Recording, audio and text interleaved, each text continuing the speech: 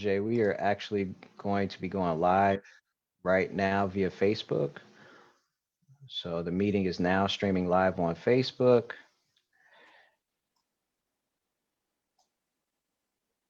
Good morning, Jelson. Good morning, Gwen. Good morning, Frank. All right, so everyone that's on, I'm actually going to make sure that you're actually muted. Um, so if you can do me a favor, just make sure you mute your mic.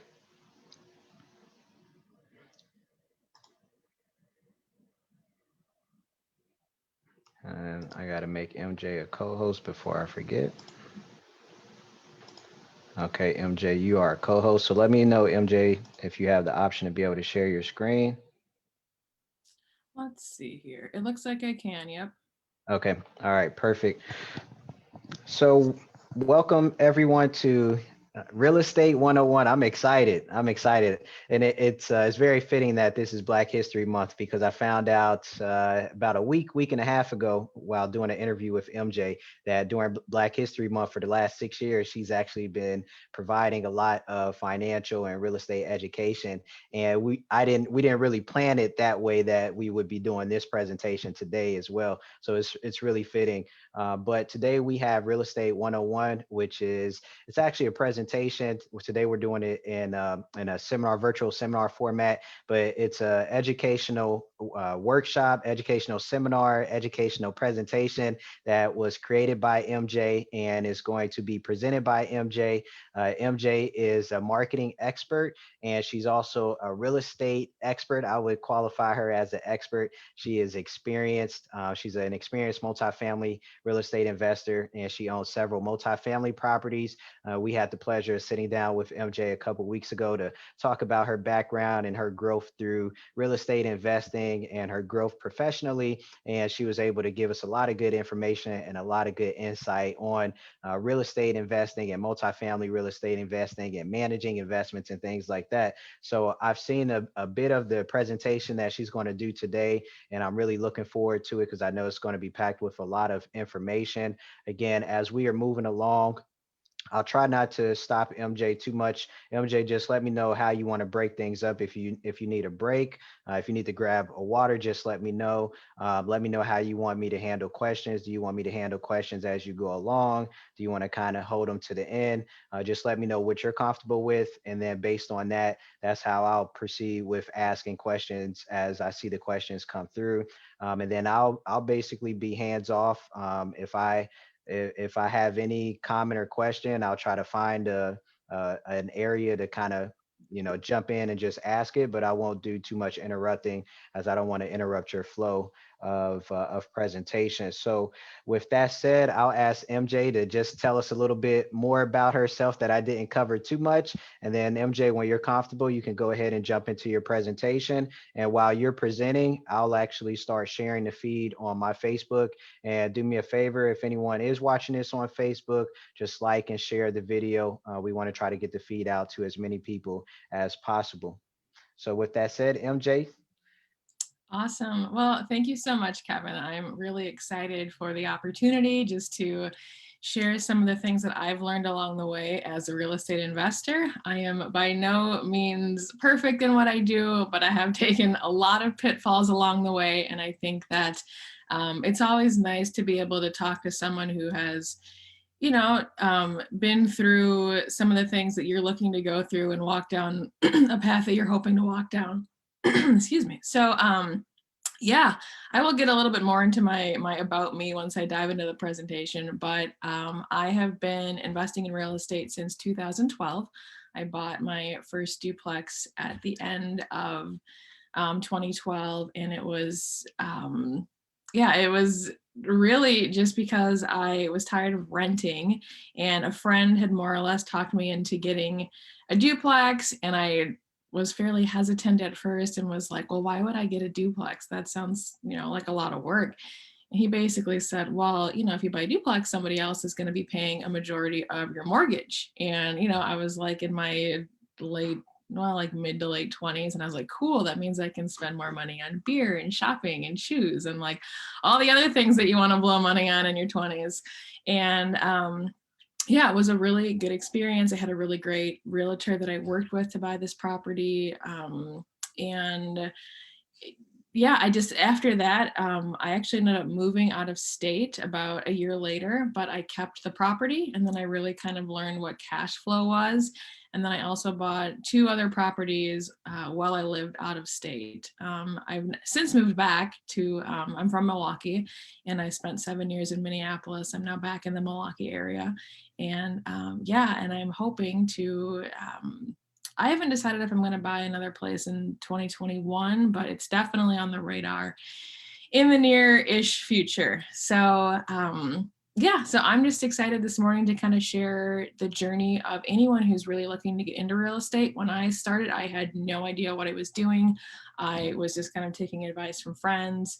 I'm going to go through 4 different pillars that you'll see in a moment, and yeah, hopefully give you guys some good information that you can feel comfortable walking away with. You know, maybe if you don't want to buy it right away, at least having a plan to like how you want to invest in the future. So I am going to hop this up, and then probably if you guys have questions, throw them in the chat. We'll cover everything probably at the end. It's a lot of information, so I don't necessarily want to break it up while we're going through it, but if you drop everything in the chat, we can make sure to get to everyone's questions at the end of the presentation. So Okay, duly noted. I'll save the questions to the end. All right. okay, so can everybody see my screen? Yep, we can see it. All right, cool. So, welcome to Real Estate Investing 101. This is me. So, I am a marketer by day. I do content marketing, I do content strategy, I've designed and developed websites. Kind of got into the real estate game accidentally almost 10 years ago, which is crazy. So what I did was technically called a house hack. I'll get more into the different kinds of investing a little bit later. But yeah, I was just excited to get someone else to pay a chunk of my mortgage. You know, just came back to Milwaukee. I'm excited to be back in Milwaukee. Housing prices here are like half price of what they are in the Twin Cities. So they're just more attainable in my mind than what they were up there. And yeah, in my free time, I really just enjoy, like, I love to read the Bible. I love to travel. I write for a living, but I like to write for fun as well. Love to be on a motorcycle. Yeah, like I like to have fun. And one of the reasons that I got into real estate is that I feel like it is a way to provide the time and lifestyle freedom that I look to have in, in the near future. Okay, so residential redevelopment group. So this is a Milwaukee and Southeast Wisconsin real estate solutions company. The mission with residential redevelopment group is to help homeowners with problem properties while simultaneously improving the community. Purchasing homes directly, making cash offers, closing on properties, and providing a hassle-free transaction is really a core belief of the group. So these are the 4 pillars that we are going to cover today. And I put them in this order for a reason, because you kind of need, they kind of are like building blocks, right? So you need the finances before you can dive into it. Once you dive into it, you really need a strategy. Once you kind of have your strategy, you're going to be finding people. And then once you've got everything kind of up and running, it's like, what tools can you use to really keep the process going and really start to streamline some of the day-to-day operations of owning real estate. So the first one is finances, and Kevin and I talked about this a little bit on our call a couple weeks ago. So for the last several years, I've done a series every February called Financial Freedom February. And a lot of it started off based off of Dave Ramsey's teachings. And as far as real estate investing advice goes, I wouldn't necessarily follow Dave Ramsey for that. But for the everyday American who doesn't have their finances in order, which is most of us, I mean, I did not have my finances. Some days I still am like, how am I ever going to get all of my money where I need it to go? But so many of us just don't have solid financial backgrounds. And it's, it's a lot of different things, right? It's how we were raised. It's the fact that we're not really taught any of these things in school. So when I first found Dave Ramsey, I just was desperate to figure out how to get my money in order, and really started adopting a lot of the principles that he put into place. And a lot of people like poo-poo him for different reasons, but by and large, I have found that learning those basic foundations of managing money has now put me in a place where I can invest in real estate, right? So it's really just getting that solid foundation. It's not always fun, it's not always easy, it can feel overwhelming, but if you just remember that it's one bite at a time and little by little, and you start to see those improvements, either with how much money is in your bank account or your credit score going up, or so on and so forth. Like it's about the long-term gains that you get. So with finances, the first one is your personal budget. So everybody needs a budget, and it is not always this like really super fun process to sit down through and write out your budget, but you do need one, because at some point you need to figure out how much money you're bringing in and how much money is going out of your bank account every month. So this is I do budgeting for people, like it's one of the services that I offer. So this is a budget that I had created for someone, and really broke down their their salary, rental income that they were bringing in, other finances that they've brought in during that month. So essentially, you're going to start off with a budget. I always say just do pen and paper to start with, which sounds very old school, but I promise you, you're going to mess it up for the first couple months. You do it anyways. And so having it all into like a fancy spreadsheet is just going to be frustrating, because you're going to be like, oh, I forgot to budget for toilet paper, or I forgot to budget for, I needed to buy extra salt because it's snowing super hard for the next foreseeable future is what it feels like. But yeah, you're going to want to really just kind of write down all your different categories that you spend money in. I do what's called a zero balance budget. So at the end of the month, all of your money is allocated for, and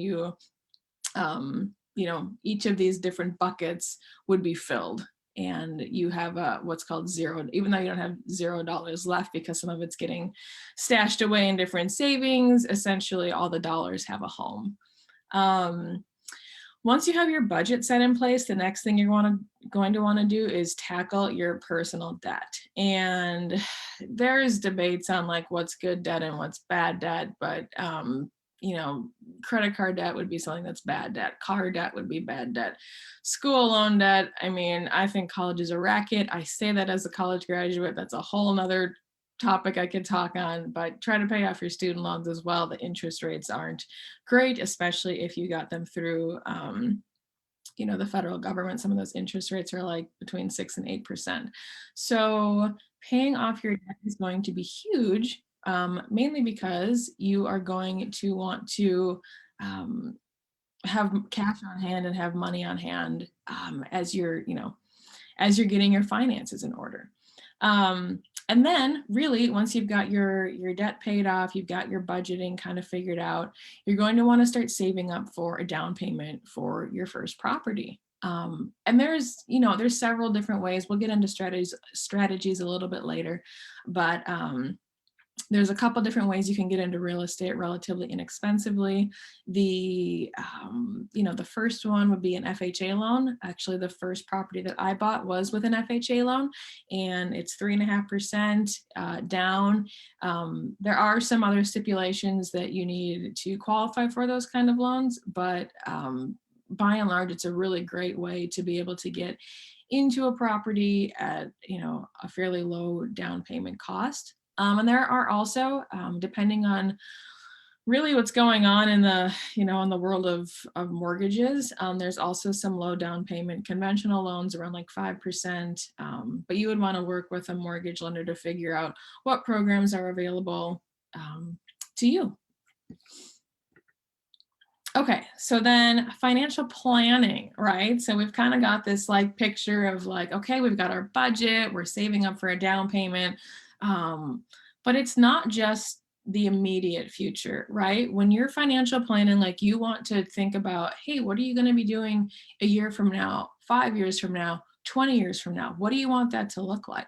And I always say start with your why. Like for me, my why is I want essentially I want to be able to work when I want to work and what I want to work on. And real estate is a tool for me to do that. Not yet, because I'm still acquiring properties and I'm still paying off my properties, but long term, once those are paid off, I will be able to I'll really be able to start freeing up my schedule to work on things that I want to do and have enough rental income coming in that I'll be able to live off of that.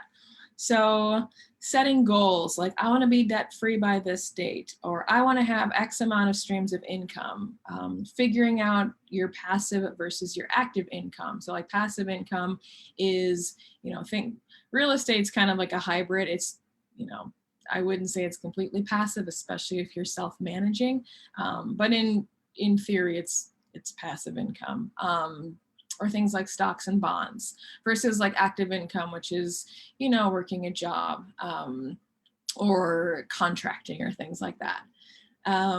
Another thing that I always tell people is calculate your freedom number. So figure out how much it costs you to live every month, and then figure out what your income level would need to be financially free based off of the income that you're bringing in, especially if it's passive income.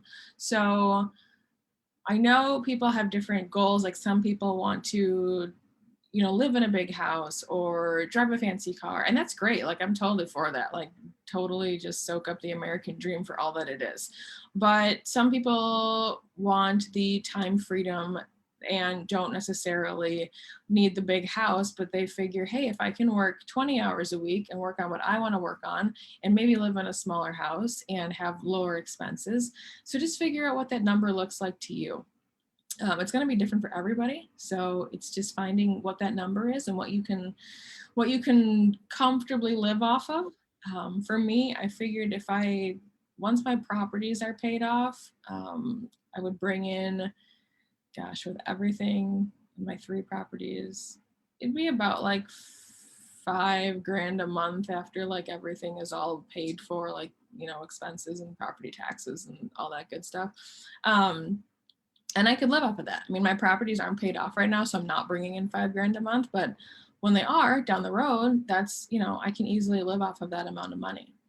And then another thing too is finding a financial planner. And find a good financial planner. There's a lot of people who will, they work for Northwestern Mutual or I don't know. I mean, there's a ton of different financial planning companies, and a lot of them are, they're great people, and they've got programs and things that you can invest money into. But I would really recommend finding someone who invests in real estate, who understands real estate, who understands passive income, who gets that, you might not want to be investing in mutual funds.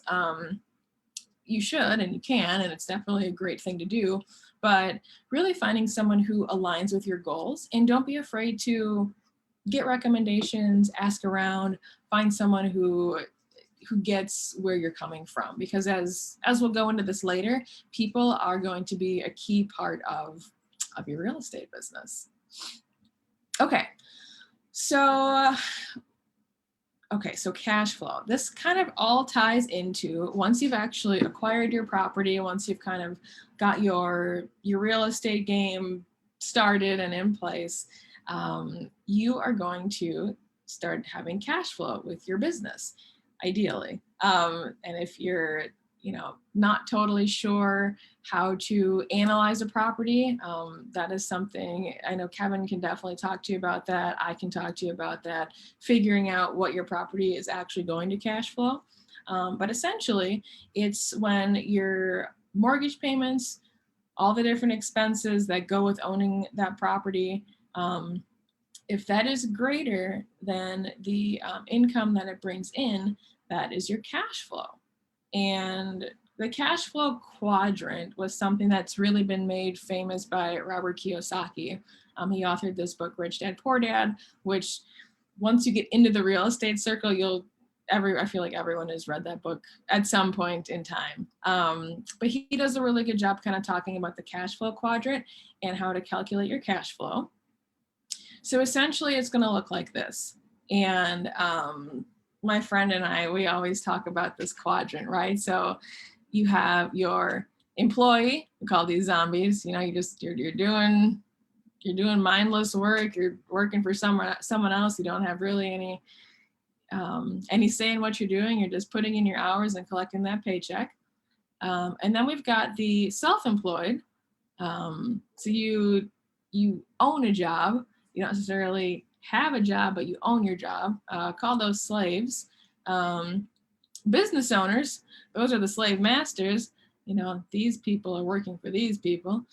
And finally, the investor, the gods, right? And those are the people who make their money work for them. And there's pros and cons with both, right? Like I think a lot of people do actually find a lot of fulfillment in their job. I would say there's a lot of people who don't, but there are people who, they work a career, they are happy to retire from that. They feel like they're doing their part in society, and that's totally fine. Like I'm all for that. But for the people who are really looking for something more, you're really going to want to be focused on more of this passive income side. This is going to open up, all sorts of different opportunities for you, and just really help you understand the power of leverage, right? So it's not bad if you are in this column, but just realize that your amount of freedom is much more limited than if you can move over to this passive income side. And then equity. Okay, so equity is another thing that you will hear a lot in the real estate game. So basically the value of an asset less than the amount of liabilities on that asset. So assets minus liabilities equals your equity. And you can build equity in several different ways on a property. So if you put down a large down payment on your house, you have built-in equity in your home already. You can focus on paying your mortgage off quicker. So for me, like I pay one extra mortgage payment a year on each of my properties. So I pay more than I need to. You can also build equity by renovating your house. Usually the kitchen and the bathroom are the two biggest equity builders in a home. Or you can buy a home in a location with rising home values. So if you once you start investing, you'll really start understanding the local market. You'll kind of have a pulse on what's going on. I would recommend going to things like your city planning meetings and figuring out where they're looking to invest in the near future, right? And maybe scooping up some properties in an area that is going to have some city investment in. And then equity also serves as an investment tool. So once you have equity built into your home, you can pull that money out, which is actually really awesome. So you can do that through a HELOC. You can do that through a home equity loan. And people do this for a multitude of reasons. Some people use a HELOC to actually renovate their house. Some people use their HELOC to pay for their their kids' tuition in college. Some people use their home equity loans just to work on other projects that they want to work on. And some people will actually use that money to go and buy additional rental properties. So equity is a really powerful tool that is a really important part of real estate. And really, once you start owning properties, you'll start to see just how you can, build the empire based on the equity that is in each of your properties. So some of the takeaways from this first section on finances. So you want to preserve your paycheck, right? So you want to be paying off your debt. You want to be saving money. You just want to start being responsible, right? And financial freedom really begins with frugality. So I always say delayed gratification, right? Instead of buying that fancy truck right now, can you wait? Can you save up and put a down payment on it? Can you buy a used car and drive it till it dies? Can you pay cash for a vehicle?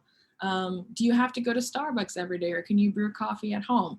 It's finding little things that can save up, because it's all those little things that really make a big difference. And someone posted this on Facebook the other day, and they said if you would save $27 a day for a year, you'd have an extra 10 grand.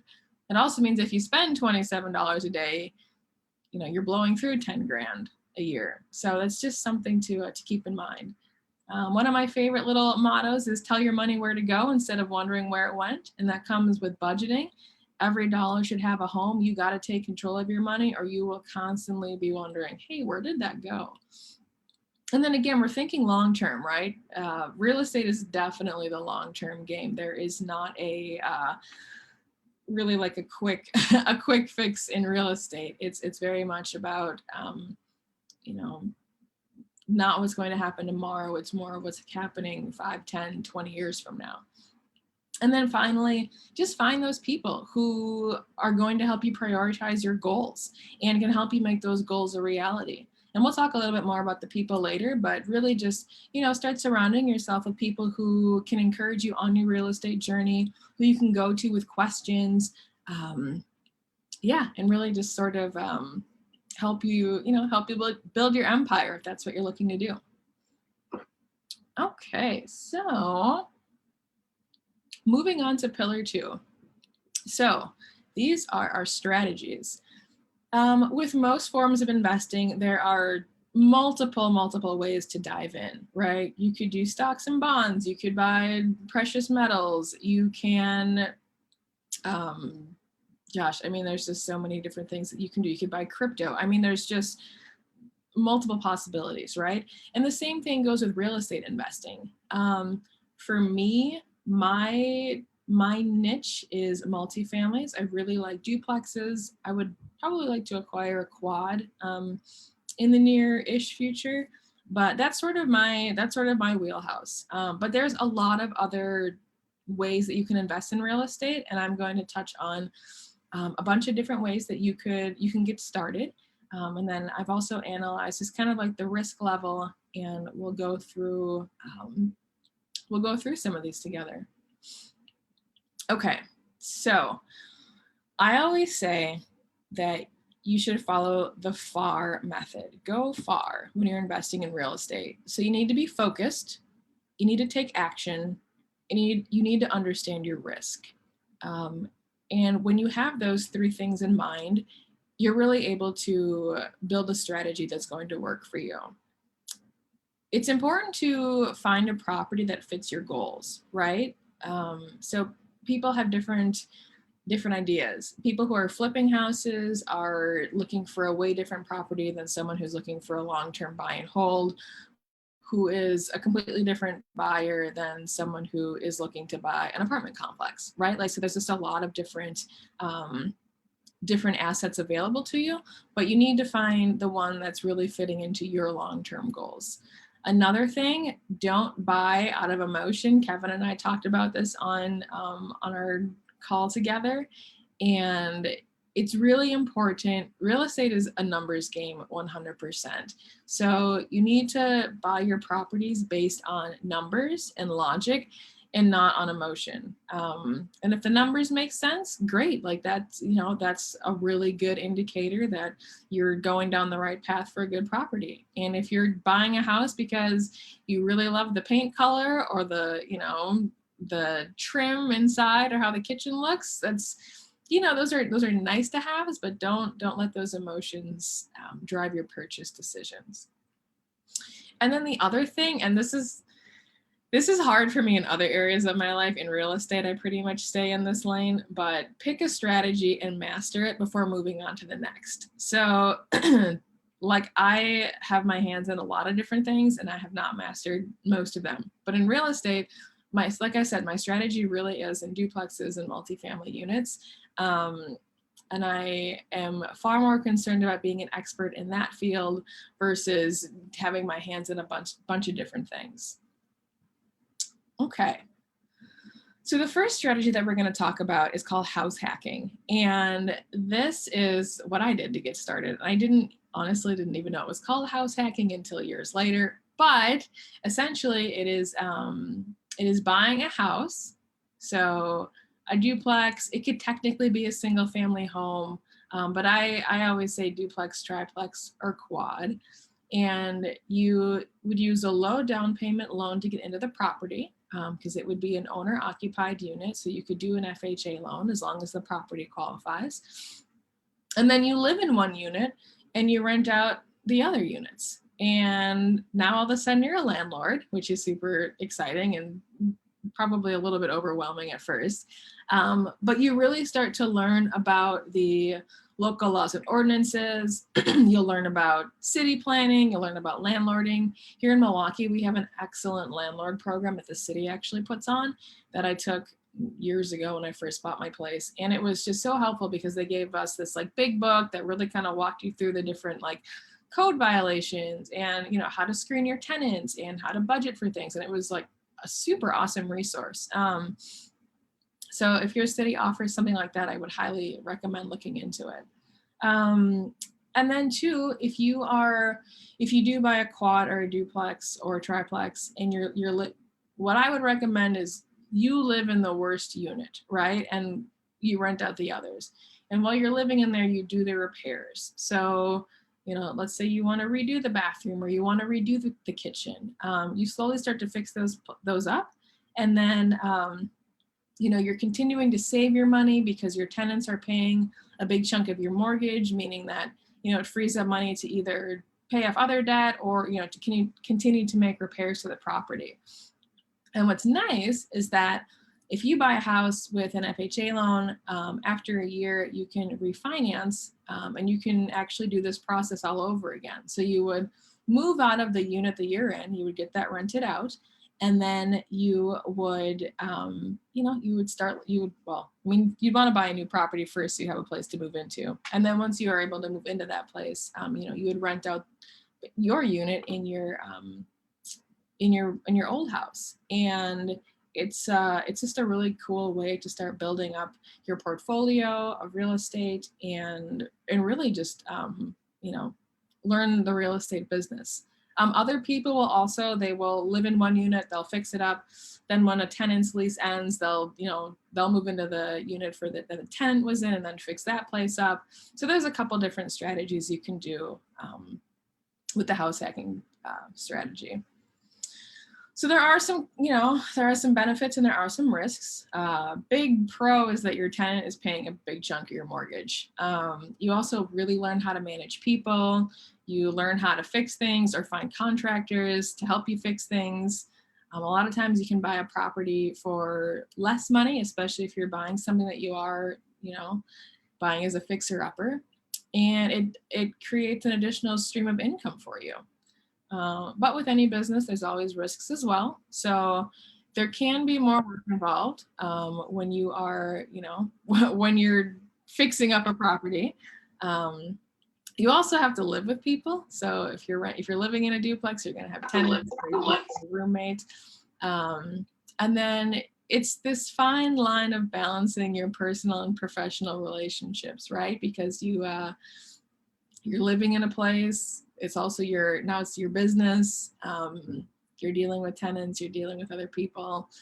And if you do buy a fixer-upper, you might, and if you want a cheaper property, it might be, either in a less desirable part of town, the property itself might be run down. And then of course, especially with everything going on in the world that we live in, like your tenants might not be able to pay their rent. So there's always things that you need to be prepared for when you're going down the house hacking avenue. And And now my strategy is really buy and hold. So I went from a house hacker to more of this buy and hold strategy. Again, I would say this risk level of buying and holding is pretty low. It's much more long-term.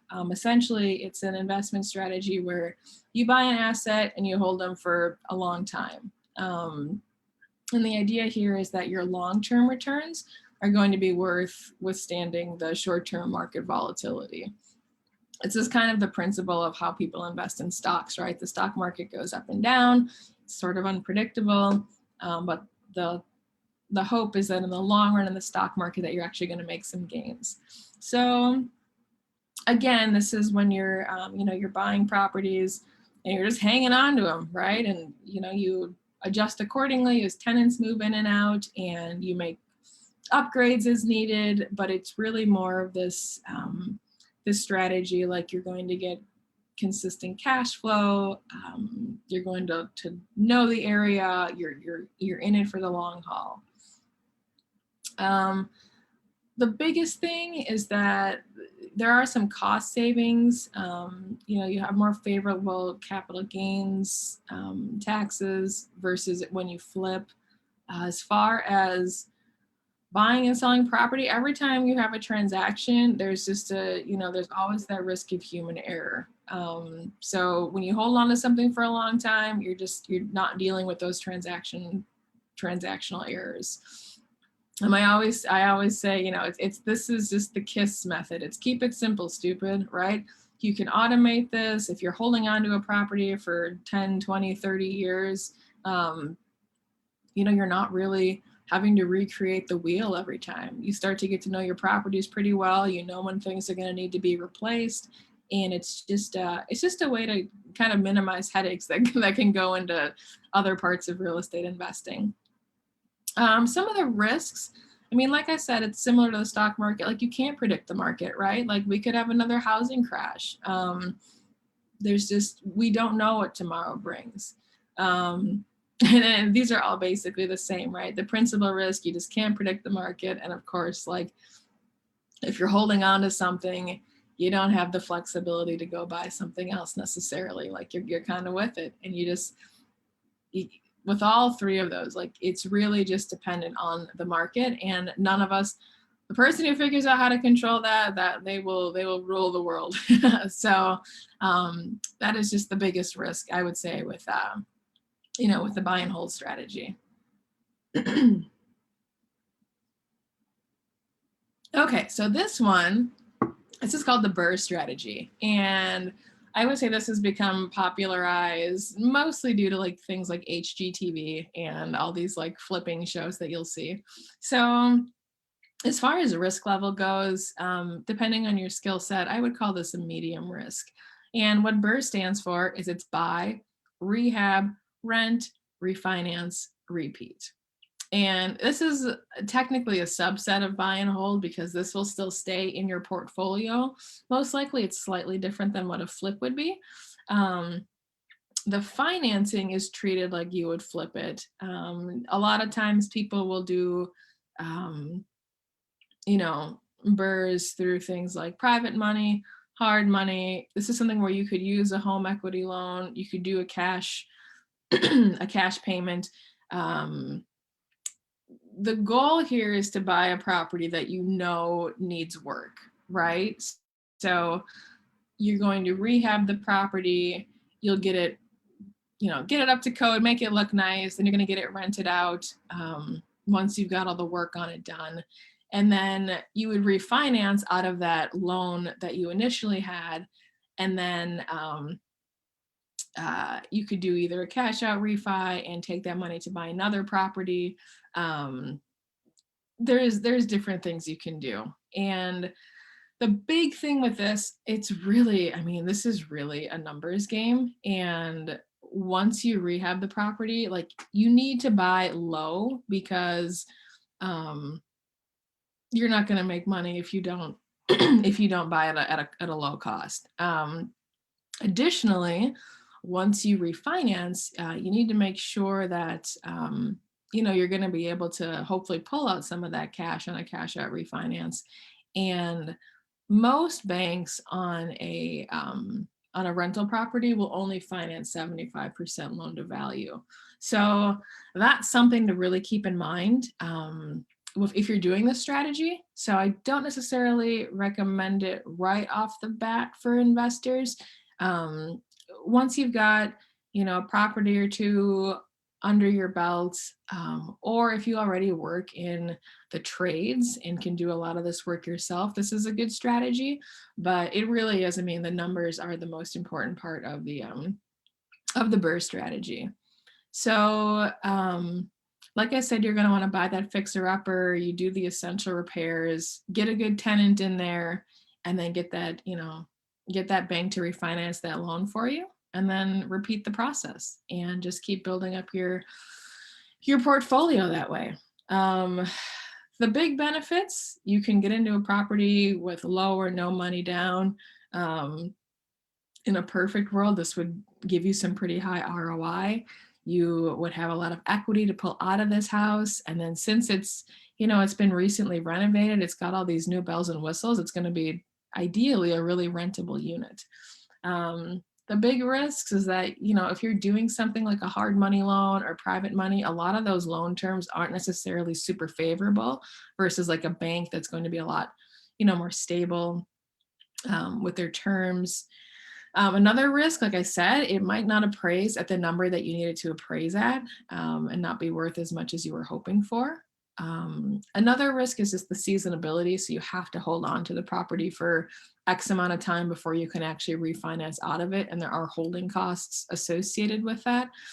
And then obviously, anytime you're doing a rehab, there's risk involved, especially if you start tearing down walls and exposing plumbing and electric, and you just never know what you're going to find once you start rehabbing a property. Okay, so this strategy, flipping, so similar to the Berst strategy, sort of, but in this one, you're not holding onto the property. So the picture here, I don't flip properties, but this is one of my properties that we rehabbed. So this is the kitchen.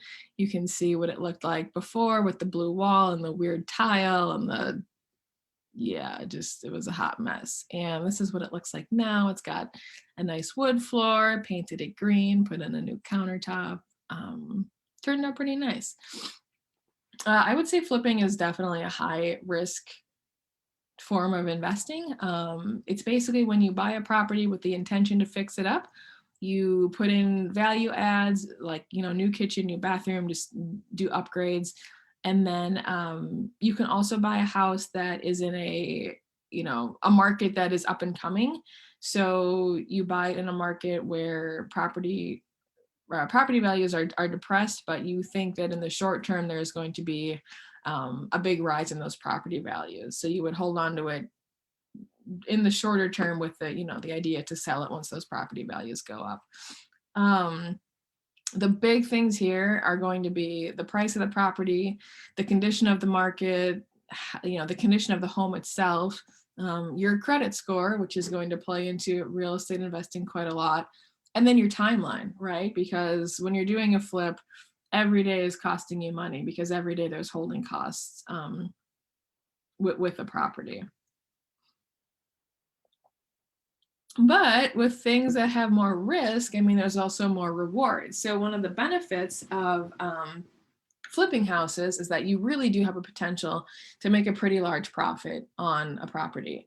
You also, if you flip it yourself, you're going to get just a wealth of experience. So if you're already handy and work on homes and can do repairs, you can save a lot of money that way.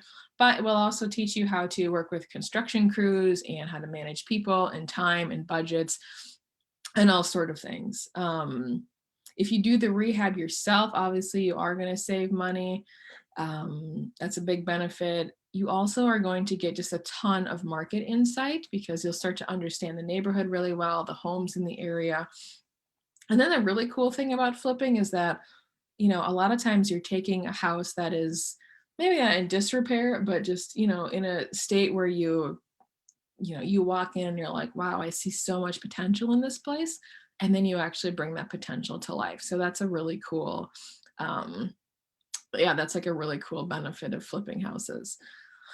But the risks, obviously, when you're flipping a house and the cost of everything seems to be going up these days, you do have the potential to lose a lot of money. It could be just a bad deal. There's things that could go wrong. Um, yeah, there's just a lot of things that could end up costing you a lot of money instead of making you a lot of money. Again, it's a huge undertaking because again, you're managing people, you're managing construction crews, you're managing budgets, you're managing timelines. So it is just a very big project. Doing the rehab, obviously there is risk with that because like I said, when you start tearing down walls and doing all that stuff, you just don't know what you're going to find. Um, Again, the costs, not only just the cost of the rehab, but just your taxes, your holding costs, your insurance, those are all things that you're going to need to take into account. And then the biggest risk, if you're going into a flip thinking that you're going to sell it and then you can't sell it, you're stuck with the property. So, which isn't terrible if you can always rent it out, but there is always that risk that you do all this work, you've got this vision, and then at the end of the day, you're not able to sell it. Okay, syndication. So this is a really cool way to get into real estate that I would say the risk is low to medium. It's kind of like crowdfunding for real estate investing. So it's basically there is a sponsor, and this person puts the sweat equity of the property. So they will find the property, they raise the funds, they might be managing the day-to-day operations of the property, and the investors then provide the financial backing. So it's like you're buying a piece of a property, right? And you get a return on that. So money is made from the rental income that's brought into the property. And then, of course, the appreciation value. Hopefully, long term, the property is appreciating. And then the rental income that's brought in every month that is distributed from the sponsors to the investors. And then payments are, before you get into a syndication, your payments are kind of set up ahead of time. So you're either going to get paid each month, you might get paid quarterly. It really just depends on the syndication that you get involved with. And then property values, in a perfect world, those do appreciate over time. And you can also get, higher rents as you make updates to the properties or just as the market changes. And then, of course, you would get a chunk of the profit if you end up selling the property. So it's kind of like crowdfunding. I actually have some good resources if anyone's interested in learning more about syndication. It's kind of a cool way to get into real estate, and it's pretty hands off as far as like the other stuff, like flipping or rehabbing. So like I said, it's pretty hands off. It's a nice way to make that just passive. This is probably one of the more passive ways of real estate income. And then if you do a cash out refi on a syndication, the capital, you're not taxed on that capital. And then really like with a syndication, the risk is fairly calculated. So, if for whatever reason the deal doesn't go through, the money is returned to the investors, which is pretty cool. So a lot of times if you buy a house and you put down money, depending on like how your contract is structured and like if and when you would decide to walk away, you don't necessarily always get that money back. The biggest risks, so depending on the syndication, sometimes it can be really expensive. You don't really have a whole lot of say in the property that that you're investing in. You don't have just a lot of control over there's not like a board or anything, right? Like you're basically signing up to the terms and conditions of the syndication. You don't really have any liquidity, right? Like you're not able to pull out money on your syndication. And then also just the holding time, right? Like you need to be in it for a certain amount of time, depending on what they require. So definitely pros and cons with syndication, but if you are looking for something that's a little more hands off, this is a good option for you guys. I think I will let you guys take a quick break. If anyone just needs to like stretch or like run to the restroom, I'm just gonna go refill my water real quick. So maybe we can come back in like 5 minutes. Okay, that sounds good. Thanks. Yeah. I'll man the 5 minute front. So everybody, if you're watching on Facebook, we'll still be here. Just hop back on the video. The feed isn't going to stop. And anyone on Zoom, we'll see you in 5 minutes.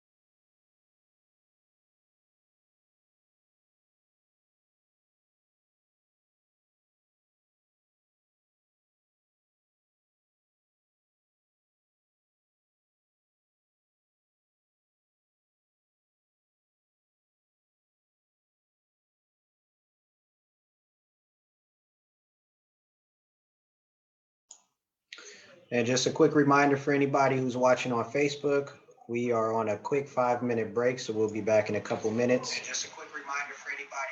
Also, if you would like any information, additional information on syndication, post your email in the comment or send me a private message with your email, and we'll be sure to send that information out to you once the event is over.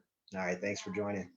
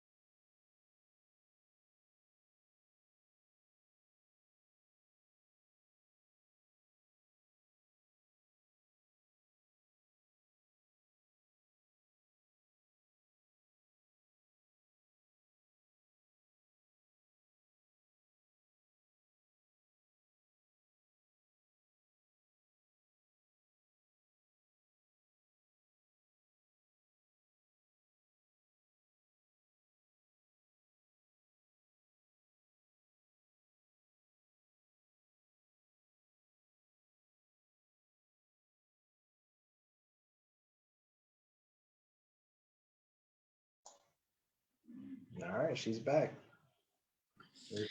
I'm back. All right. Okay, let me just share my screen again real quick.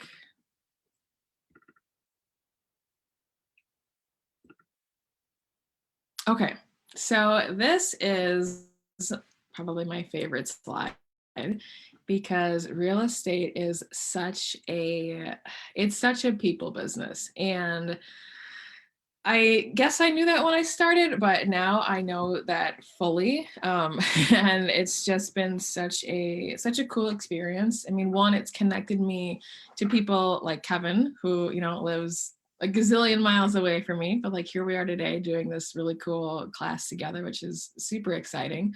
Um, and it's also connected me to just like so many different people, right? Other investors. It's connected me to some really good contractors, lenders, just people who, want to share in this real estate journey. So it's really powerful in that aspect. And I really do think that, people are the key component of this business.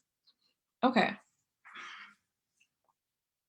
So one of the most important people in your real estate transactions will be your loan officer.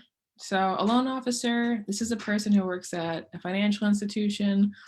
They will help you, the borrower, apply for and obtain a loan. And if you're going to buy a property, unless you got a boatload of cash that you can throw down, you're likely going to need to finance it. So the first step is just getting pre-approved, right? And you're going to want to find a loan officer who has a wide variety of options in your mortgage portfolio. You are going to want to find a mortgage loan officer and stick with them. You don't want to it's called shotgunning your credit, and it's when you apply for loans through a bunch of different institutions. It'll ding your credit score quite a bit. So before you even, start looking at loans, I would suggest maybe talking to a couple different people or asking for recommendations in your circle. You can also ask, if not other investors, even realtors can give some good insight as to who you can work with for a loan officer. So there are some options that you can do before you just start applying left and right for loans for a house. So mortgages require a ton of paperwork. I hate paperwork, and I'm very thankful that I'm not a mortgage loan officer because I would probably mess something up. So just make sure that the loan officer that you work for is diligent, is on top of things, because if they're not quick and they're not thorough, that can really screw up your odds of getting a property. In real estate, time is of the essence, especially right now. It's a seller's market, at least in most markets. It's a seller's market, so people are competing. Timelines are super tight. You want a loan officer who can be quick and be on top of things and just make sure that that process is as seamless as possible, just so you're not missing out on that property. And again, find someone who you can communicate with. Like, communication is key, right? So there's a lot of people who might be great communicators, but they don't jive with you, and that's okay. So just make sure that as you're putting these people into your circle, that they're people that you can communicate with effectively, easily, and who you feel that they're trustworthy and they really do have your best interest in mind. Okay, and then once you're pre-approved, you can find a realtor. And so a realtor is someone who works in the real estate business. They are a member of the National Association of Real Estate Boards, and they abide by the association's code of ethics. Okay, Kevin and I talked about this too, but just my realtor on my first property was fantastic. He was probably like a little younger than my dad, and he had a daughter who was about my age, and he was just very fatherly and looked out for me, and we looked at a ton of properties together, and I just feel like he was so helpful and honest with me. And there was a couple places that I looked at that he was like, oh, I wouldn't let my daughter buy this. I don't think this is a good property for you. And I just felt very comfortable throughout that whole process, because I really do feel like he had my back as I was looking at places. But He's since retired, which is kind of a bummer. So I haven't bought any more properties from him. But he really just gave me a really great experience. And he understood the investing side. That wasn't really his niche, but he knew enough about it that he could be helpful. And now when I look to realtors and when I talk to realtors, I am really focused on finding people who really understand the investment strategy, because someone who's buying a home to live in, to, either forever home or a starter home, or, they're really looking to just buy a house for themselves and start their life in their new house. That's a much different buyer than someone who is looking for a property to strictly invest in. And having a realtor that really understands that and who really specializes in that can be a huge asset to you. So the other thing too, your realtor is going to be kind of your go-to in this whole process. So don't be afraid to find someone who does go above and beyond. I had an excellent realtor when I bought my second property as well. There was a lot of things that he pulled out of thin air to make the deal go through. And it was just, he was such a huge asset. And I felt like he really did go above and beyond. So finding people like that who really are in your court and who want to see your deal become a success, those are the people that you want to work with. And I always say to ask for recommendations, right? Like either ask your local investor group, ask who other people have used in the past. If that particular realtor doesn't have experience in investing, ask who they know that does, right? Like don't ever be afraid to ask people. I've found that people are far more helpful than I give them credit for. And I've been connected to some really cool people, by just asking, like, who can I go to for this? So that's that's a huge benefit. Okay, so another key player in your circle is going to be your insurance agent, right? So your property is going to need insurance, and insuring a rental property is different than insuring your home. So again, you're going to want to find someone who understands real estate and what kind of things that you would need to insure your property. So I won't get into this story, but I had an issue with a property and my insurance, and the agent was terrible. And I thought I was going to lose a boatload of money because I didn't have the right coverage, and they ended up fixing it because the agent, by the time I made my claim, the agent didn't even work there anymore. And he was like known for not doing his job correctly. So they ended up paying for it anyways, but it was just like a wake up call. Like, I need to talk to someone who actually knows what they're doing. And just make sure that I have the right coverage in place. So that's key, because it's not a matter of if something will happen, it's when it'll happen. And you want to make sure that you have that coverage. There's tons of different kinds of insurance. I recommend everybody, if you are renting, like just get renter's insurance. It is super cheap. When I rented, it was like $17 a month, I think, I had like 20 grand and property covered, like inside my apartment. And I'm like, this is so worth it. Like if something happens, or, there's a break-in or a fire. I always share this story. So my roommate in college, she moved down to Texas a couple years ago, and their apartment caught on fire. She was living with her then fiance, and her apartment caught on fire. And, they lost a bunch of stuff. Thankfully, her wedding dress wasn't in there yet. It was like on order and not in their apartment.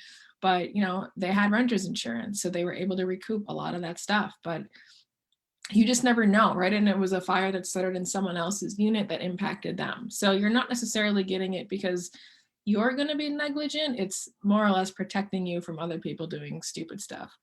There is a difference as well between homeowners insurance and landlord insurance. So you're really going to want to talk to somebody about what you need. And so for me, now that I live in my property, it's like making sure that I have the right coverage, because I own the place, but I'm also the landlord of the place that I live in. So it's just having those conversations, making sure you've got the right stuff.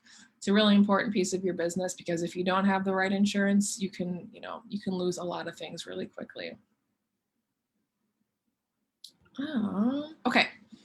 Contractors. This is another really important part. Even if you're not flipping or, doing major rehabs on a property, you own a house and houses break down over time. So at some point in time, you will need to call a contractor, a handyman, a plumber, a roofer.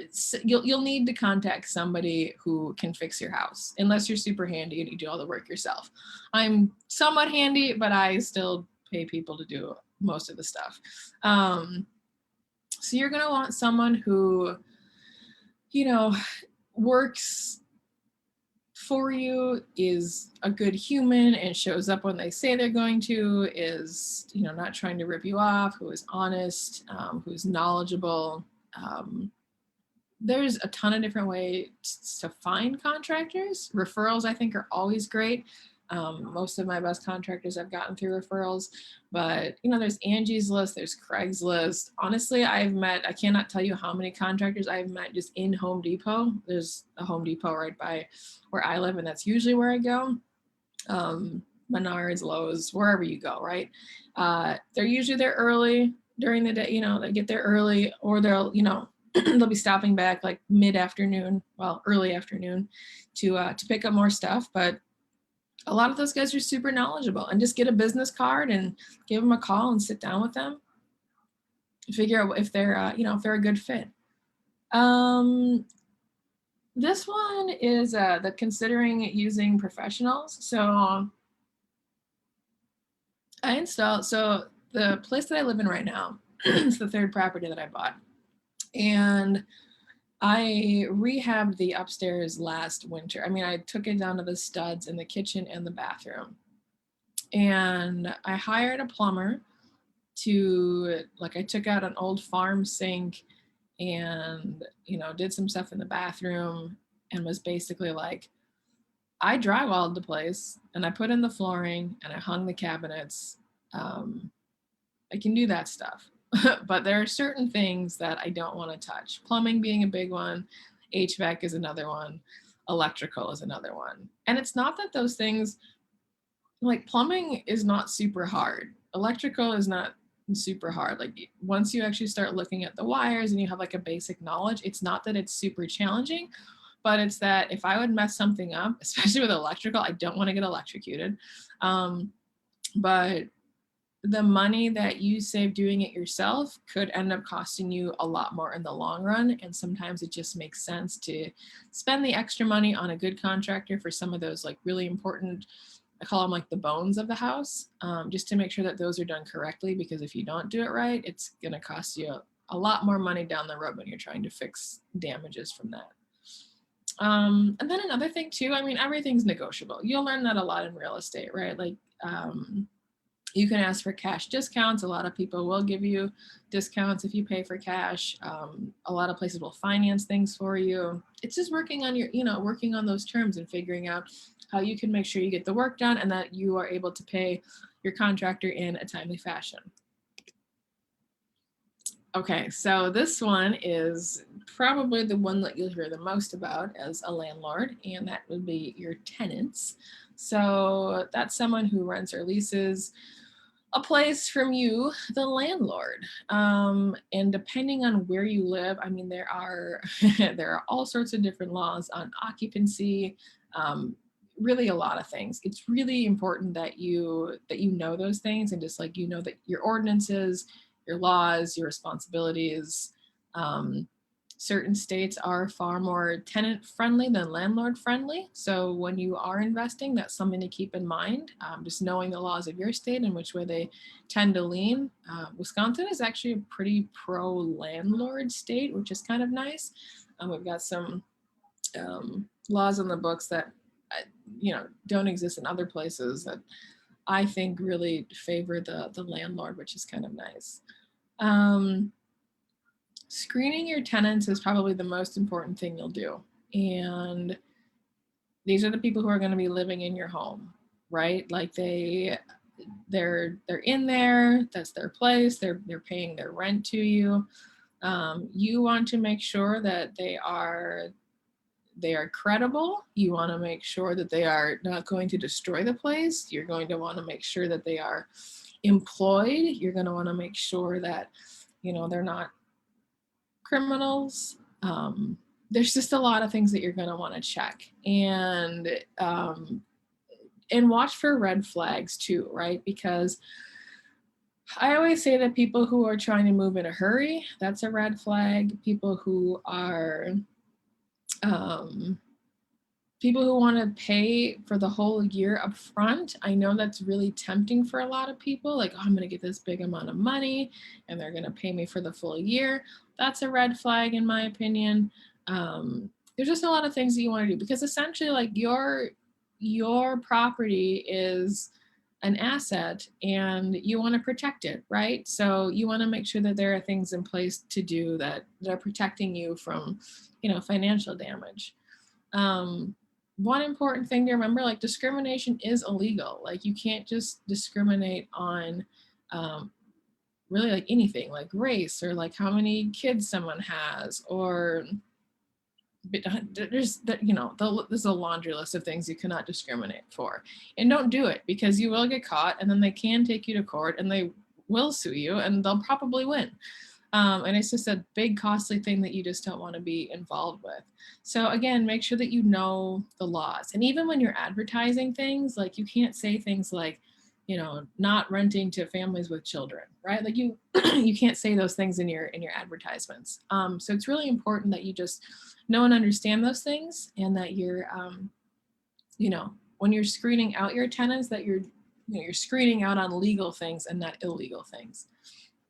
And then another thing that you're going to want to think about as you build your your real estate empire, what kind of tenants are you going to accept? So, like, for me, I have a Section 8 tenant in one of my properties. And the nice thing about that is that I get a check every month by the 10th from the government, and it covers her rent.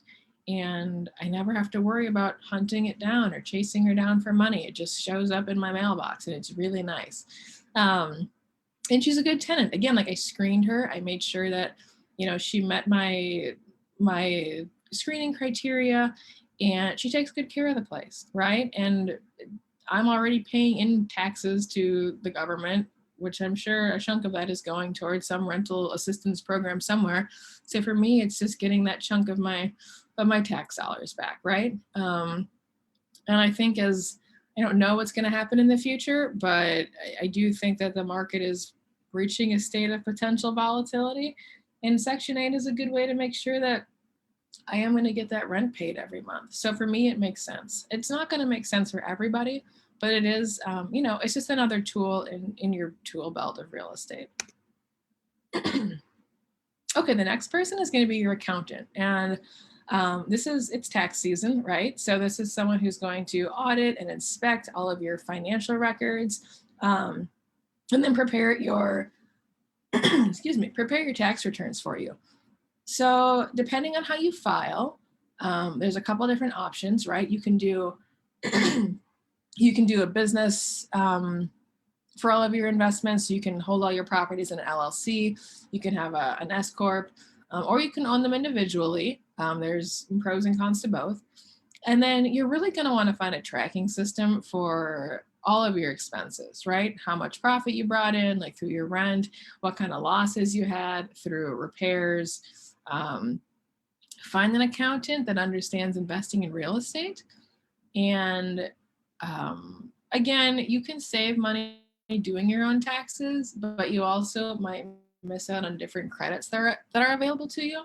So there's pros and cons. I did my taxes every year up until last year, and I finally hired an accountant, and I think I paid like $600, which didn't seem terrible. And I got money back, and it just was like, to me, it was worth it. It was this thing where I was like, okay, I am going to delegate this task to somebody else. And to me, like, they did, they found things that I had missed on previous, nothing like major, but, they just kind of cleaned some things up for me. And I was very, very happy that I finally decided to outsource that to someone else. Kind of gave me some peace of mind. Okay, another person that you're going to want to consider having in your back pocket is going to be an attorney. And all I will say on this one is get a good one. It's worth it. And there are, like, you just never know what's going to happen with real estate. You know, accidents do happen. Things do happen. You could get a crazy tenant or a bad tenant. Someone could get injured on your property and take you to court. So just having somebody who you can trust and who you can go to. Actually, this property that I live in now, I actually purchased it. I didn't use a realtor. It was an off-market deal, and I had I had my attorney draft up the paperwork for the deal. So it's just a nice person to have, you know, to reach out to and to go to when you've got legal questions or legal issues. Hopefully it's not someone that you have to connect with regularly, but when you do need to connect with someone, you want to make sure that, you know, you've got someone that you can really rely on. Okay, mentoring. So mentoring is so important, not just in real estate, but really just like in life in general. So a mentor is someone that, you know, you trust. They're a teacher, they're a counselor, they're someone who has walked the walk and can talk the talk and is further down the trail than you are. I always say find people to mentor you that are where you want to be. So if you want to have a great marriage, find someone who has a great marriage and see if they'll mentor you and your spouse. If you want to have, you know, a great business, find great business coaches who can help take you to the next level. If you want to do really well in real estate, find people in real estate who are doing the things that you want to do and who will work with you. If you are being mentored, make sure that as a mentee that you are teachable, coachable, and accountable. Otherwise, it's a waste of both of your times. Like if they're sharing all this knowledge with you, but you don't want to take any of their advice, there's just, you know, there's no point. I think coaches are such a huge asset to anyone. I think we all need coaching. I was an athlete for 15 years and, you know, coaching really made me who I am today. And, you know, coaches are there to cheer you on when you're doing great and to course correct when you're not doing so great. And then the other thing is just accountability, right? Like that's so important. I need people to hold me accountable for a lot of different things, and just having those people, you know, in my sphere of influence is really important to help get me to that next level. And mentors don't have to be mentors forever, right? Like they can be someone who's just in your life for a short term who, you know, kind of gets you over a hurdle and, you know, sends you on your way.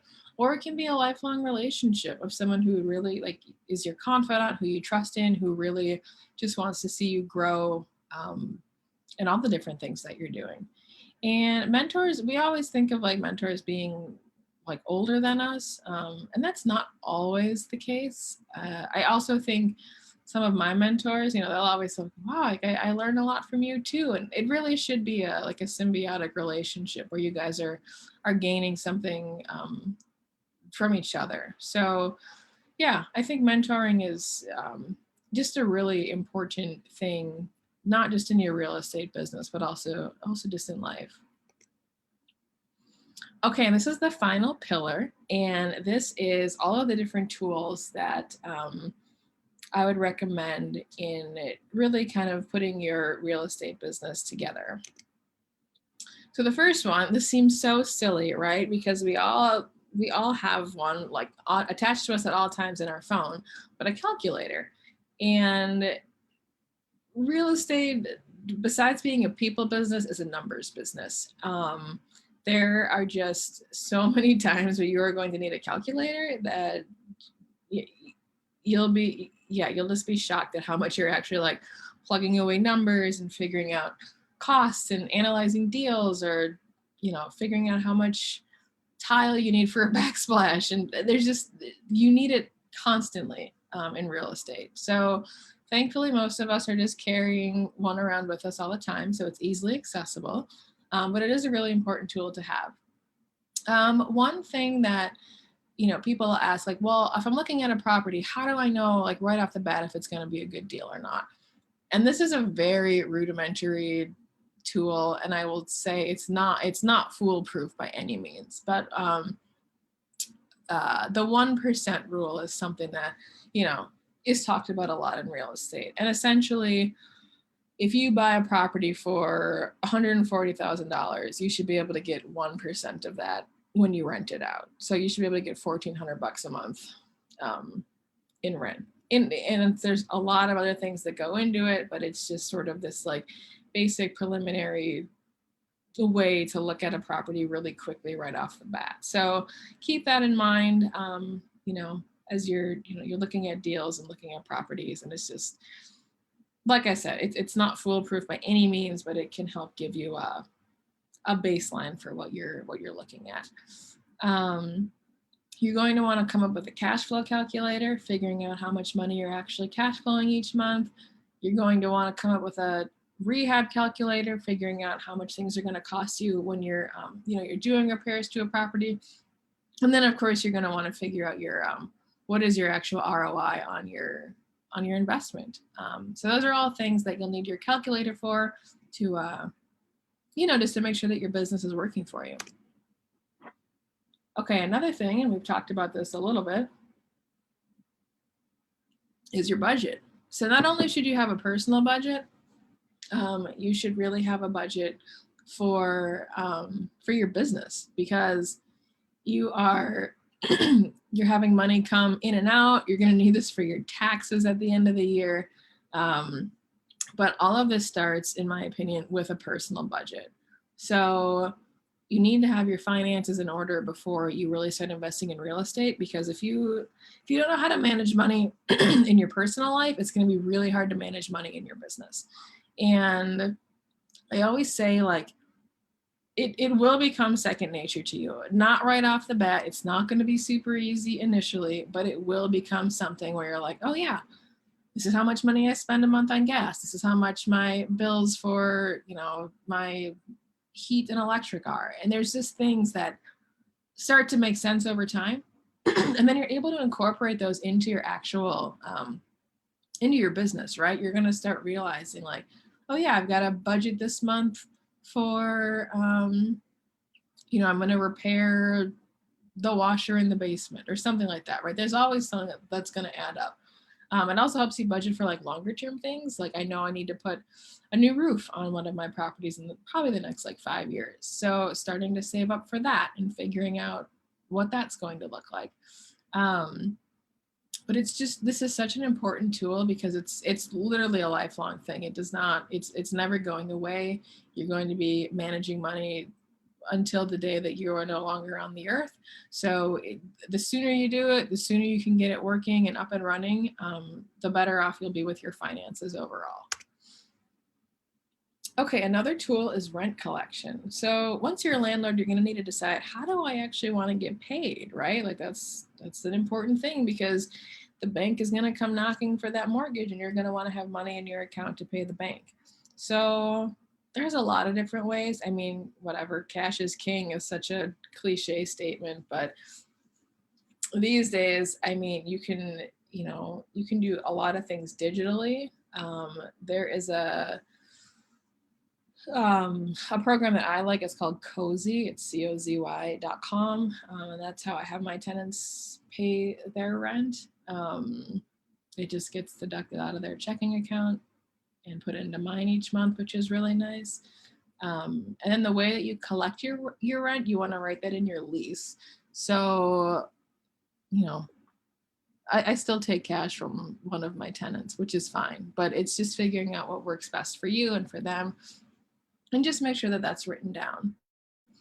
And another thing that you're going to want to do is create a separate bank account for your rental income. You don't necessarily want to be mixing your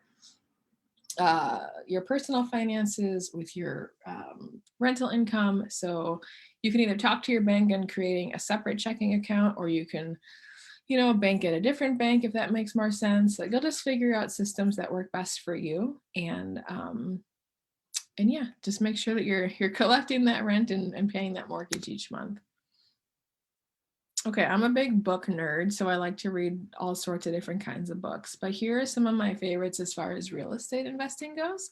So Rich Dad Poor Dad, I read that years ago, probably when I was like 23, and honestly, it didn't resonate with me. I didn't totally grasp all the concepts. I like the ideas in it, but I just was in a point in my life where it didn't connect with me. And then I reread it when I was like 28 or 29. And I can't remember. I feel like I read it after I had already bought my first rental property. But then rereading it, I was like, wow, like this is really good stuff. So it's just funny how like when you revisit a book, sometimes it hits you different the second time. Another book, just again, Dave Ramsey, Total Money Makeover, just really helps you understand your money from, a 10,000 foot view, and then make a plan for how to move forward with managing your finances. This one's really good. So Brandon Turner and Josh Dorkin, they're the guys who run the Bigger Pockets podcast. I'll talk about that in a minute. But How to Invest in Real Estate, that's a really good book. It's probably one of my favorite real estate investing books. The Millionaire Real Estate Investor, Gary Keller. So that's another solid resource. That's the guy who owns Keller Williams Realty. He has a lot of really good tidbits in there. This one I like too, One Rental at a Time. It really is. I mean, you're building your empire one home at a time, one property at a time, one place at a time, right? And it's just really, he does a good job of like breaking that down. And it just seems like it's more digestible when you look at it that way. And then this one is key. It's called Every Landlord's Legal Guide. And it's a really great resource for just all the legalities of being a landlord. And it's not necessarily 100% thorough because there's obviously different laws in each state, but from a high level perspective, it is just a really great book to make sure that you've covered all your legal bases as a landlord. Websites and podcasts. So obviously the Bigger Pockets podcast, if you guys haven't ever heard of that, it is basically a podcast for real estate investors. I would really recommend listening to the earlier episodes. They really do a good job focusing on like everyday people getting into real estate. I haven't listened to it. They have a rookie version of it now, which kind of talks about, some of the smaller landlords, but that now the podcast itself, they talk a lot about bigger properties, syndication, stuff like that, I think are cool, but I'm just not there in my real estate journey. But some of those earlier episodes are really, really powerful and just really motivating. Dave Ramsey's got a great podcast. The Rich Dad radio show is pretty good. Real Estate Today radio, that one's good. And then I just put some websites down here too. So obviously Bigger Pockets and Dave Ramsey. Money Under 30, that's a really great website. Really just talks about how to manage everything money related. Money.com is good. I go on Zillow all the time to look at houses and properties. It's not the most accurate necessarily, but it does give you like a good idea of kind of like neighborhoods and pricing, and I don't know, I just think it's fun to look at houses, so I spend a lot of time on there. And then rentometer.com. So as you are starting to rent out your properties, that's a really good barometer for how much you should be charging for rent and what traditional rents in your area are going for. So that's a good site for that. And then this is probably one of the most important tools that's going to be in your toolbox, and that is your mindset. And I've always liked this quote: whether you think you can or you think you can't, you're right. And again, it's overcoming those mental hurdles. It's saying, yeah, you know what, I'm going to set out and do this. And I might not get there today and I might not get there tomorrow, but I'm going to get there eventually. I'm also a huge proponent of visualization. I've got a vision board. It's got quotes. It's got a couple houses. It's got horses on it because I want to own horses someday. Yeah, it's just got a bunch of stuff on it that I want to have in my life. And just realize that your goals aren't going to be the same as my goals, which aren't going to be the same as, someone else's goals. And that's okay. And remember that you're not competing against the world, you're competing against yourself. So that is that is a really important thing to keep reminding yourself of when you're on your real estate journey. Okay, so I do offer a masterclass, and it is called How to Rock Your Rentals. It is a more in-depth version of a lot of the stuff that we covered today. And it's 6 weeks. It covers budgeting. It covers how to repair your credit. I help you find a financial planner to work with. I have a couple different real estate calculators that you get, like the ROI and the deal analyzer. I go through how to use and find equity in your current property or in properties that you're looking to buy. I help you determine your strategy for real estate. I help you find your first deal, and I can connect you with some key people in my own network and help you how to find key people in, in your network as well. So, and then there's just some additional tools that I provide to you as well. It's called How to Rock Your Rentals. So if you were on this class today, normally I charge $11.97 for it. Today, you're going to get that for $5.97. And if you're interested, you can shoot me an email. I can give you more information on that. I also have a How to Rock Your Budget class, and this is just a coaching one-on-one, like how to get your financial house in order. So that's one-on-one coaching. We actually go through a pen and paper budget. I do an Excel budget for you, and I go through all of your numbers and your finances. I help you set up an online budget on either Mint or You Need a Budget. I give you a debt payoff chart, which is basically a snowball of how to pay off your existing debt. We do a goal setting session to figure out where you want to go, how you want to get there, how we can help you get there. And then you also get 3 coaching calls. So it's 1 call a month for the first 3 months.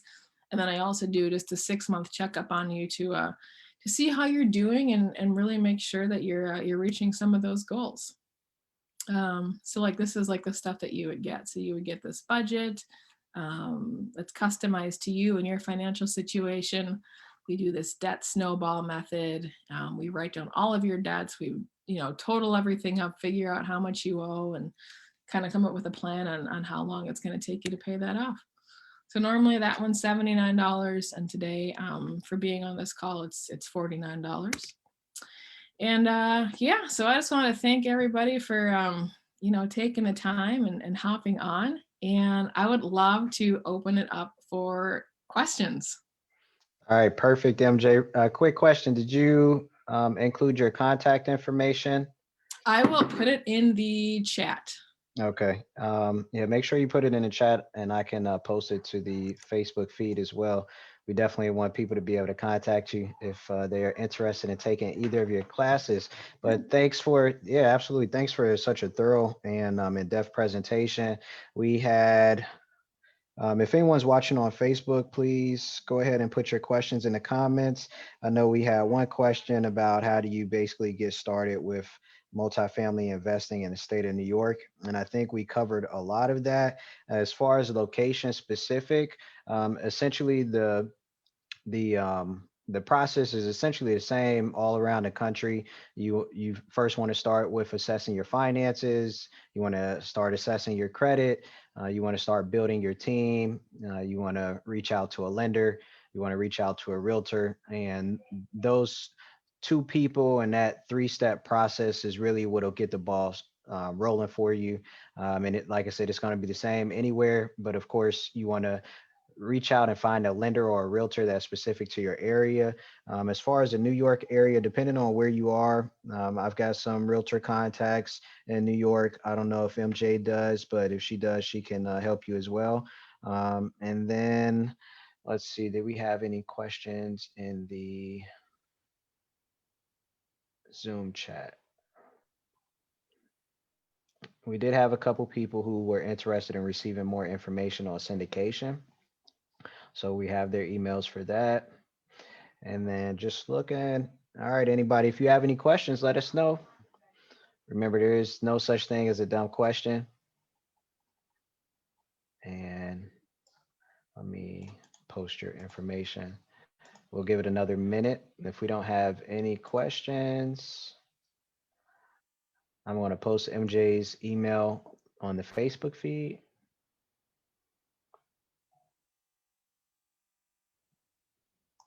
Okay. Just 1 second.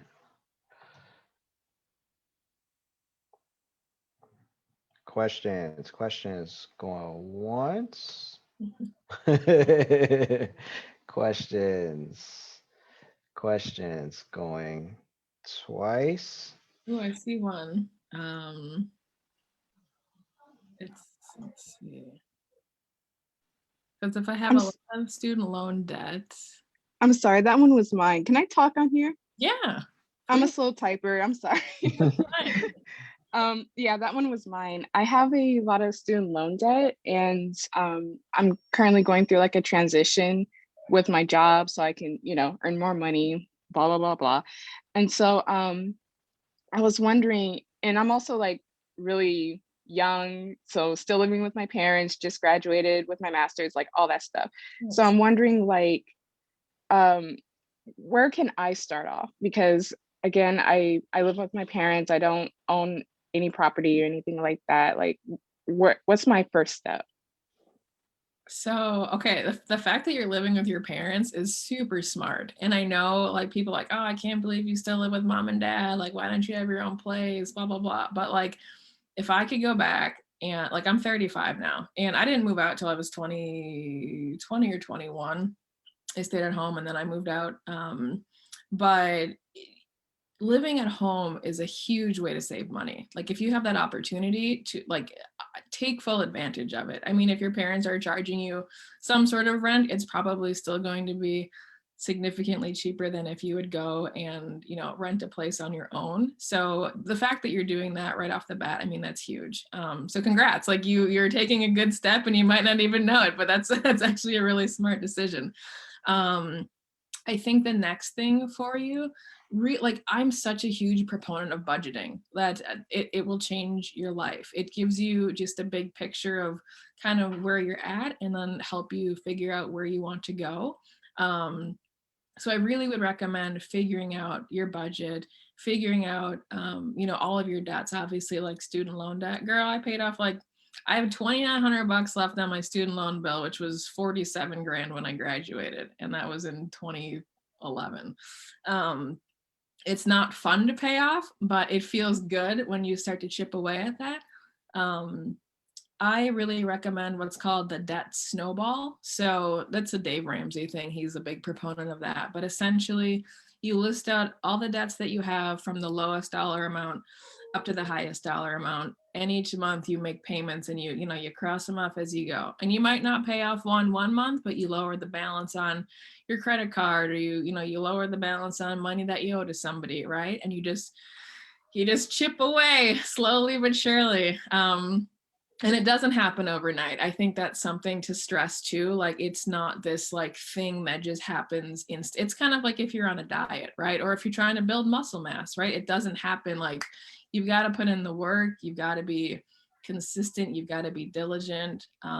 It's also, I would also recommend like finding a coach or a mentor, because you're gonna have moments when you're gonna be like, how am I not reaching my goals? How can I get here? And just have someone that encourages you. For me, that's been such a big thing, because I can get really like discouraged and down on myself. And when I can talk to someone who, knows my long-term goals and who understands kind of where I'm looking to go, they help me unwind, they redirect, they get me back on course. So I would say stay living at home, get a budget, and find a mentor or find someone who can kind of help you get to that next level.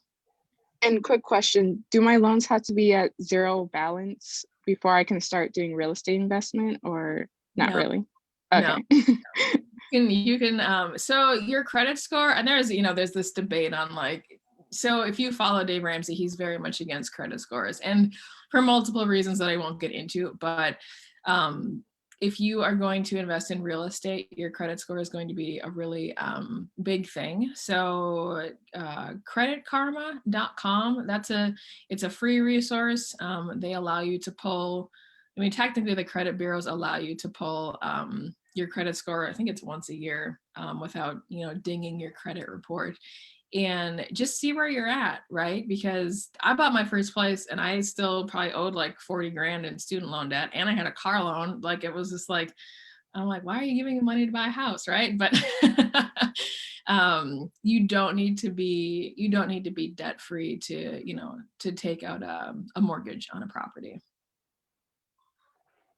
Thank you. Yeah, absolutely. All right, great question. Great question. We also had a comment, great information. Thanks so much for sharing. If you've got any questions while we have her, let us know. If not, we will let MJ go. But that was a great presentation. And Jasmine, that was also a great question. Student loan debt. One thing I was thinking about is, and you had mentioned this, MJ, is the goals, right? Jasmine, just make sure that you set your financial goals and that you maintain sight on your financial goals as opposed to what everyone else may be doing or what everyone else may not be doing. Because what we, it may not seem like a big deal, but by us putting this together and getting on, we're dialoguing and we're talking about very high level personal finance, very high level investing information. And a lot of people don't have that information, and a lot of people aren't seeking that information. And so by you taking in that information, it literally is changing your life and it's changing your perspective and your understanding about personal finance, about wealth, about financial freedom, economic independence, and everyone doesn't have that same level of interest or information. And with you getting it at such a young age, you can utilize that to position yourself further. So in 5 years and 10 years, you'll still be extremely young, but by making these strategic moves and putting some of these things in place, by 30, by 35, you could either be financially free or you could be so close to financial freedom and economic independence when most people are really just starting to take a look at their finances a little bit more seriously and trying to figure out, okay, what do I do? So with the journey, it does take some sacrifice and it does look different, but as long as I think if you articulate those financial goals and keep those top of mind, it'll help you maintain proper perspective when it comes to the different financial decisions that you have to make and that you're making. All right, let's see. All right, so Thank you to both of you. oh, absolutely, no problem. All right, Jelson said great presentation. Thanks. All right, no problem. All right, questions going once. I'm checking out Facebook. Facebook, you're quiet. We've had a lot of people watching from Facebook, though. It's been awesome. Yeah, we definitely got the word out and shared it across a lot of avenues. So going once, going twice, going three times. All right, so all right, thanks, MJ, man. That was a great presentation, man. I really enjoyed sitting and listening to the presentation, and it was just a reminder of how vast and how wide real estate is. And for everybody watching, wherever you are on your real estate journey, especially if you are at the beginning, you know, just keep in mind that it's a lifelong skill and it's a lifelong process. We put a lot of information out there. We talked about a lot of things. And literally with each line item that she covered, there's an additional class, an additional course that could be talked about and that could be taught. But you're learning from somebody who has been in the game for 8-9 years and has really been putting in a lot of work and really been learning on a job. I've been in the industry for 10 years and still there's so much more that we have to learn. So just keep proper perspective that, hey, this is a lifelong skill that we're trying to learn and that we're trying to embrace. And it's different from having a job. You might change jobs every 2 years and you may have to relearn that job over and over. But with real estate, you're just stacking on that experience, you're stacking on that perspective, you're stacking on that insight. And like MJ mentioned very early in the presentation, what she's done and what she's doing has prepared her and positioned her to financially retire a lot sooner than most people. And by being able to do that, she literally is buying more life. And, once you financially retire and you don't have to work anymore, then things certainly change for you. And it also gives you a lot more security and a much stronger foundation. But anyway, thanks MJ for the presentation. We definitely have to do this again, man. This was Yeah. very insightful and very informative. Like I said, especially for people who don't know anything about real estate. So thanks again for your time. And with that said, MJ, we will let you go. Awesome. Thank you everyone so much. And I hope you guys enjoy the rest of your weekend. All right. Peace. Take care. Bye.